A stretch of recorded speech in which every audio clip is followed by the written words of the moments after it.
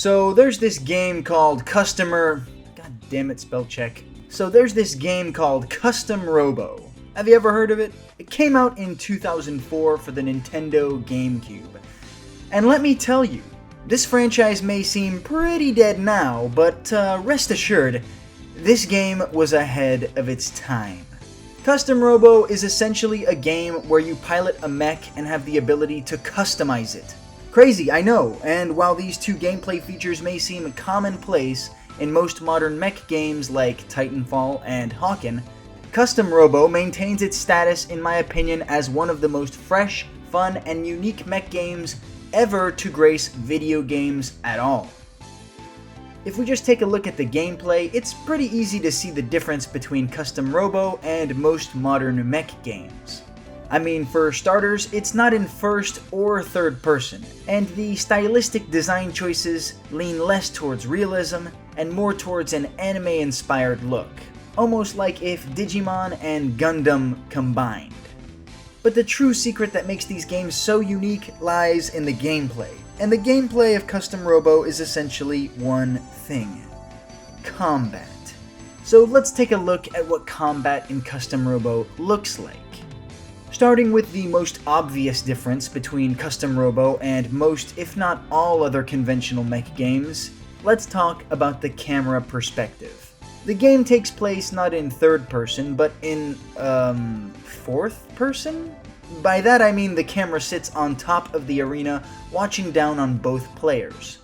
While this may seem a little unnecessary, and I can admit games in the fourth-person perspective were definitely a gimmick at the time that this game was created, Custom Robo actually does this really well. This is because the camera angle is actually a major key to the franchise's dynamic combat. See, having the camera sit on top of the arena gives the players the ability to see a full 360 degrees around them. And since the player can see their surroundings without having to shift the camera's perspective, they can seamlessly utilize their thruster's capabilities to glide behind walls and boost through obstacles, without having to take their eyes off of their enemy.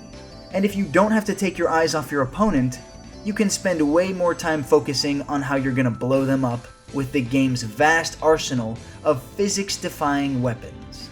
Whether you're equipping your mech to be able to fly around the map at Mach speeds like a lunatic, lighting up mechs with guns that fire sprays of ricocheting bullets, or equipping it to be nearly impenetrable with weak thrusters that are made up for by heavy weapons capable of launching robot-seeking death missiles. Combat in these games is wily and unpredictable, with the customization allowing literally thousands of different combinations, and the fourth-person fixed camera giving players access to incredible perspective.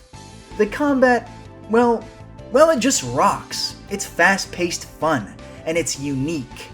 The biggest problem I have with games like Titanfall and Hawken is that they all more or less feel like the same game. What with all the first-person shooting, similar equipment loadouts, and wall sliding, none of them feel very unique to me. There's nothing wrong with these games, and there's nothing wrong with the people who like to play them. They just kind of feel stale to me.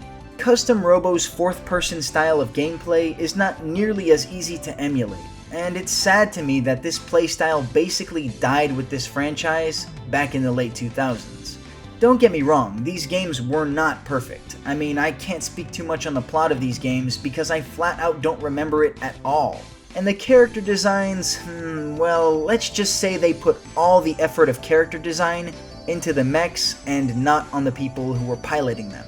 But hey, room to improve isn't necessarily a bad thing, especially when the core gameplay is fun. I mean, hell, it's basically what's kept Pokemon going for decades now. And look, I know this game might seem a little clunky looking back on it, but try to remember this was running on a GameCube. Can you imagine what a modern Custom Robo game would look like, running on the Switch's hardware? I mean, just take a look at how much graphics and movement fluidity have improved in Super Smash Bros. Ultimate when you compare it with Super Smash Bros. Melee. In an era where TV shows, game franchises, and whatever the hell this is are being revitalized and given new life, I think it's long overdue for Custom Robo to see its return to the limelight in glorious fashion. Who knows, maybe we could even see the Ray 01 in Smash Bros, and I'm not talking about the Mii Gunner costume. Anyways, guys, I will leave you with my classic reminder to go out there and keep on loving good stuff.